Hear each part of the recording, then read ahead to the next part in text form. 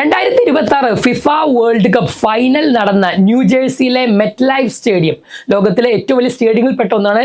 ഏകദേശം 82,000-ലധികം ആളുകളെ ഉൾക്കൊള്ളാൻ കപ്പാസിറ്റി ഉള്ള ആ വലിയ സ്റ്റേഡിയത്തിന്റെ ഒത്ത നടുവിൽ നമ്മുടെ ഒരു ഫുട്ബോൾ കൊണ്ടുവന്ന് വെച്ചാൽ എന്തായിരിക്കും ആ ഫുട്ബോളിന്റെ വലുപ്പവും ആ സ്റ്റേഡിയത്തിന്റെ വലുപ്പവുമായിട്ട് ഒന്ന് കമ്പയർ ചെയ്യുകയാണെങ്കിലുള്ള അവസ്ഥ എന്ന് പറയുന്നത്?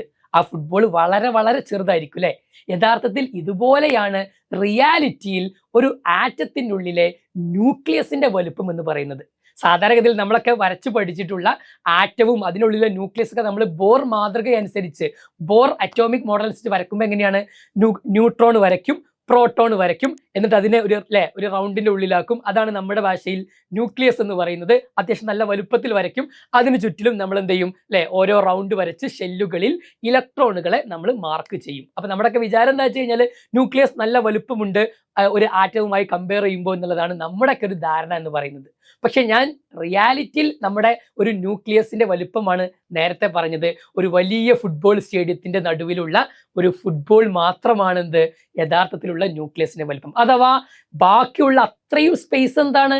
അവിടെ എംപ്റ്റി ആണ്. ഓക്കെ, 99.99999 അത്രയും പെർസെൻറ്റേജോളം എന്തുണ്ട്? ഈ പറഞ്ഞ ഒരു ആറ്റം എംപ്റ്റി ആണ്. അതിലെവിടേക്കോ നമ്മുടെ ഭാഷയിൽ പറഞ്ഞാൽ എവിടേക്കോ ഓടിക്കളിക്കുന്ന ചില ഫുട്ബോൾ കളിക്കാരുടെ പൊസിഷൻ മാത്രമാണ് ആർക്കുള്ളത്? ഈ പറഞ്ഞ ഇലക്ട്രോണുകൾക്കുള്ളത് എന്നുള്ളതാണ്.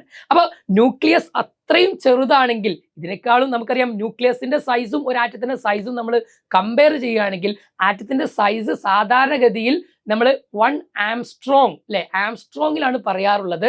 അഥവാ 10⁻⁻10 മീറ്റർ ആണ് ആംസ്ട്രോങ് എന്ന് പറയുന്നത്. അത്രയും സ്മോൾ ആണ് എന്ത് ആറ്റം എന്ന് പറയുന്നത്. ഓക്കെ, എന്നാൽ ഈ പറഞ്ഞ ന്യൂക്ലിയസോ അത് നമ്മൾ സാധാരണഗതിയിൽ ഫെംറ്റോമീറ്ററിലാണ് പറയാറുള്ളത്.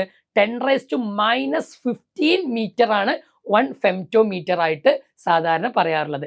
അഥവാ ഒരു ന്യൂക്ലിയസിന്റെ ഏകദേശം 100,000 ഇരട്ടി വലുപ്പമുണ്ടായിരിക്കും ആറ്റത്തിന് എന്ന് പറയുമ്പോൾ ന്യൂക്ലിയസ് എന്തുമാത്രം ചെറുതാണെന്ന് അതിൽ നിന്നും വ്യക്തമാണ്. എന്നാൽ ഇതിലെ ഏറ്റവും ക്യൂരിയോസിറ്റി ഉള്ള ഏറ്റവും കൗതുകകരമായിട്ടുള്ള ഒരു വസ്തുത എന്താണെന്ന് വെച്ച് കഴിഞ്ഞാൽ, നേരത്തെ നമ്മൾ പറഞ്ഞ ആ ന്യൂക്ലിയസിന്റെ മാസാണ് ഒരു ആറ്റത്തിന്റെ മാസായിട്ട് നമ്മൾ കൺസിഡർ ചെയ്യാറുള്ളത്. അഥവാ ഒരു ആറ്റത്തിന്റെ 99.94% മാസും ആരുടെ മാസാണ്? ന്യൂക്ലിയസിന്റെ മാസാണ് ഉള്ളത്. കാരണം അതിലാണ് പ്രോട്ടോണും ന്യൂട്രോണും ഉള്ളത് അല്ലെ. ഇലക്ട്രോണിന്റെ മാസ് ഓൾമോസ്റ്റ് നെഗ്ലിജിബിൾ ആണ്. നമ്മൾ പലപ്പോഴും കൺസിഡർ പോലും ചെയ്യാറില്ല. പല മാത്തമാറ്റിക്സ് കാൽക്കുലേഷൻ ചെയ്യുമ്പോഴൊന്നും പലപ്പോഴും നമ്മൾ അതിനെ പരിഗണിക്കാറ് പോലും ഇല്ല എന്നുള്ളതാണ് വാസ്തവം. ഇനി നമ്മൾ തിരിച്ചു നലിച്ച് നോക്കിയേ, നേരത്തെ പറഞ്ഞ പോലെ വലിയൊരു ഫുട്ബോൾ സ്റ്റേഡിയം, ആ ഫുട്ബോൾ സ്റ്റേഡിയത്തിന്റെ മാസ് എന്ന് പറയുന്നത് അതിൻ്റെ ഉള്ളിലുള്ള ആ ഫുട്ബോളിന്റെ മാസാണ് എന്നാലോചിക്കുമ്പോൾ എന്തുമാത്രം നിഗൂഢതകളാണ് യഥാർത്ഥത്തിൽ ഒരു ആറ്റത്തിനുള്ളത് എന്ന് നമുക്ക് മനസ്സിലാക്കാൻ സാധിക്കുന്നുണ്ടാവും. ആറ്റത്തെക്കുറിച്ചുള്ള ഏറ്റവും രസകരമായിട്ടുള്ള ഒരു തിയറി എന്താണെന്നോ, ആറ്റത്തെക്കുറിച്ച് കംപ്ലീറ്റ് ആയിട്ട് 100% ആയിട്ട് ഒരാൾക്കും ഒരിക്കലും കംപ്ലീറ്റ് ആയിട്ട് പറയാൻ സാധിക്കുകയില്ല എന്നുള്ളതാണ്. ഹെയ്സൻബർഗിന്റെ അൺസർട്ടനിറ്റി പ്രിൻസിപ്പിൾ അനുസരിച്ച് മൊമെന്റവും പൊസിഷനും സൈമൾട്ടേനിയസ്ലി നമുക്ക് ഒരിക്കലും ആക്യുറേറ്റ് ആയിട്ട് മെഷർ ചെയ്യാൻ കഴിയില്ല എന്നുള്ളതാണ്. അഥവാ പൊസിഷൻ കിട്ടുമ്പോൾ ആറ്റത്തിലെ അതിൽ നമുക്കറിയാം ന്യൂക്ലിയസിന് ചുറ്റും കറങ്ങിക്കൊണ്ടിരിക്കുന്ന ഇലക്ട്രോൺ നല്ല സ്പീഡിൽ കറങ്ങിക്കൊണ്ടിരിക്കുന്നുണ്ട്.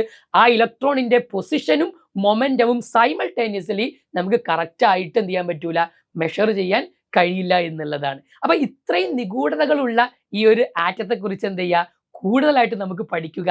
അത്തരത്തിലുള്ള രസകരമായിട്ടുള്ള കെമിസ്ട്രിയിലെ അറിവുകൾ നമുക്ക് ലഭിക്കുമ്പോഴാണ് കൂടുതൽ ക്യൂരിയോസിറ്റിയോട് കൂടിയിട്ട് ഓരോ സബ്ജക്റ്റുകളും നമ്മൾ പഠിച്ചു തുടങ്ങുന്നത്. കൂടുതൽ വിവരങ്ങൾക്കായി ഇത്തരത്തിലുള്ള ചാനലുകൾ നമ്മൾ സബ്സ്ക്രൈബ് ചെയ്യുക. മറ്റൊരു വീഡിയോയിൽ വീണ്ടും കാണാം. താങ്ക്